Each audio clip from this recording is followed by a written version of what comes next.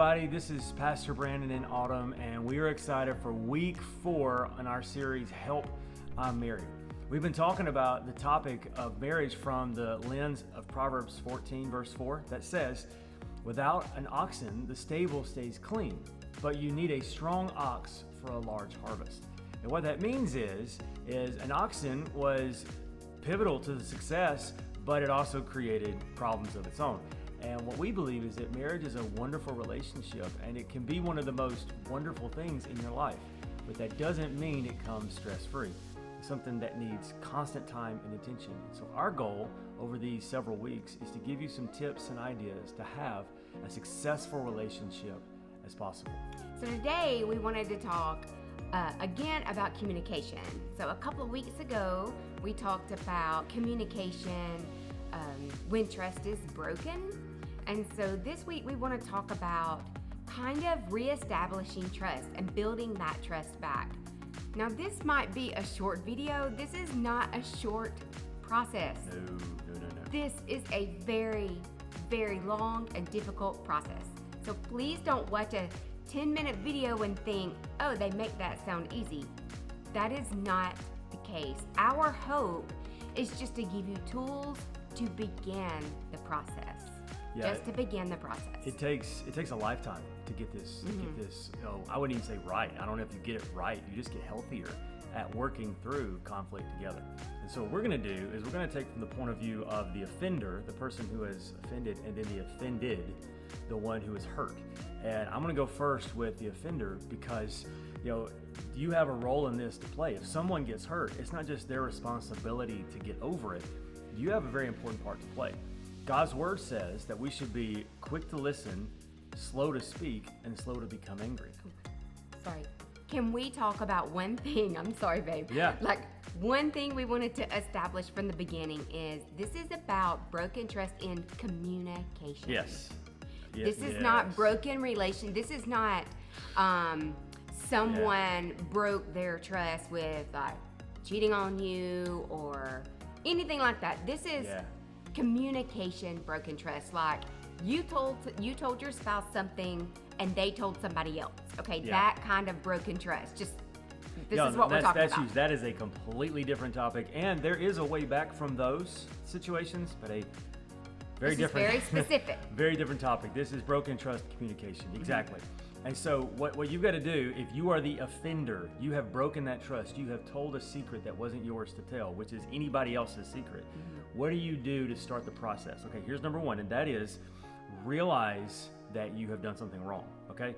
You give them your attention and let them express to you what you have done, all right? Now, this is not a moment for you to prove to them that you were right or that they really did say that you could tell them whatever. This is a situation where whether they're right or wrong, they're hurt. And the goal, remember, in every conversation, the goal is not to win. The goal is to work toward the marriage, to save the marriage, resolution. So forget who wins. This is about you have hurt them, so you're going to listen to their pain. That's number 1. Be slow to speak, quick to listen. The second thing you're going to want to do is do a eye contact, sincere apology. I am sorry. Even if you are absolutely certain you are right, you know what you are sorry for? You're sorry that you hurt them. You're sorry that they're in pain. And you just tell them, you know what? I am so sorry that this has happened. And not, I'm sorry. Yeah, I'm sorry. I'm sorry that you're hurt because you thought that I broke your trust. Yeah, I am sorry that you have got pain in your life and that I have caused it. I have caused the pain. Number 3 is then you got to prove that you're sorry. You can't be like, hey, sorry, whatever. No. You've got to prove it. And then number 4 is be patient. Now, for you, since you're not the one who is offended, you may feel like, well, I'm upset too. That's great. There will be time for your feelings. Right now, it's not about your feelings. It's about the one who has been hurt. And you realize that just because you said you were sorry does not mean the pain goes away. I mean, we learned that at an early age. You can be sorry, but the pain remains. And so you have got to be patient and realize that you have no idea. You might have told a secret, but it touched on a deeper wound that you might not even know about. And so while you're wondering, why is it taking you 2 weeks to get over the fact that I said something trivial? It may not be trivial to them because it may have touched on a deep wound. So you've got to give them time. Now, how much time? It depends on the wound. So you've got to be patient with them. But to realize that you have a part to play when you have been the one who's offended the other person. And when you've been offended, there's some things that you can do. So one of the biggest things is, and I know this is like a broken record, but you've got to let it go. Like, you cannot hold on to this for the rest of your marriage. You can't. Okay, they have been consistently breaking your trust and sharing information that you have asked them not to. That is very hard to get over.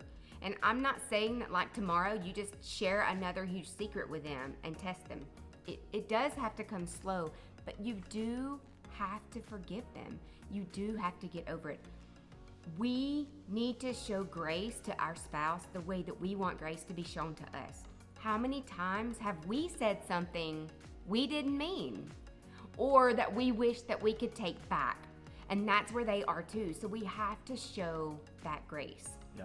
Then we have to just know that we have to talk about it. There has to be communication. We have to be able to say, it really hurt me when you broke trust that I thought we had. And I'm going to try to do better, but it's going to take some time. Like, just say it. You just have to start that communication. Maybe even some things like, this is what you can do to earn my trust back. Like, let's take baby steps. And not as a passive-aggressive statement, but a sincere statement. Yes, talk about this in the good times. Yeah. Like, it needs to be where you both are doing well. And then you just have to also know you cannot bring this up again and again. If this happened 10 years ago, you should not be talking about this today. When you're mad, you can't say, well, you can't even keep my secrets. Like, no, you can't do that. Yeah. Don't make this a bargaining chip. Yeah. That is just as hurtful as how they hurt you. So you have to be sure that you do not throw that back in their face again and again. You cannot heal from this and move on if you're constantly bringing up the past hurts. That's true. And really the verse that can help the most is when Jesus said that the second most important commandment is to love your neighbor as yourself. And we tend to judge others by their actions, but judge ourselves by our intentions. We believe we have the best of motives and other people have agendas. And so what if you saw your spouse the same way? What if you saw them as not intentionally trying to wound you deeply, but their intentions were well, even if their actions were wrong? And that may help you take one more step.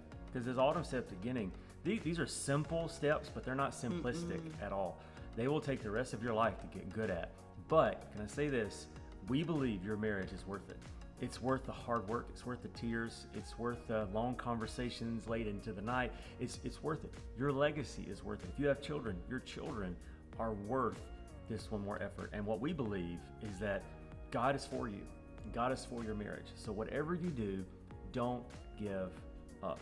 You're going to make it. And as you rebuild trust, not only are you rebuilding it for yourself, but you're also teaching people around you, people that you may never know how to follow Jesus, not in perfection, but in just continually never giving up. And keep in mind that this video is about communication. Yeah. Not broken trust in every other area of your marriage. Those are different topics, different videos. Yeah. Specifically about communication. So if you are not communicating because you've been hurt, you've got to communicate. You've got to talk about it. You have to just be vulnerable and talk about this.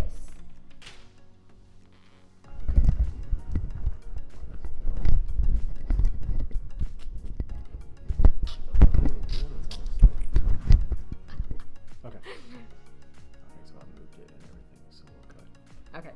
All right, we just had like a minor technicality. We're good. We're back. All right, so rebuilding trust. Work on it. You can do it. Yay! All right, we'll see you We've here. been through this. We've recovered. You can do this. Yeah, you really can. can. Do It is not You can do over. it. Just don't give up. Whatever you do, just get up one more day and don't give up. Hey, by the way, if no Yes. one's told you, we love you.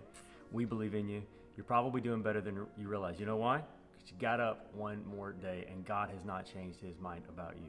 We'll see you here next week. Share this. Oh, yeah. Comment below if you have tools that has helped your marriage. Yeah. build trust back, we would love those tools. So Yeah. comment below. Yeah, you never stop learning. So we'll see you next time right here on Help I'm Married. Until then, keep going.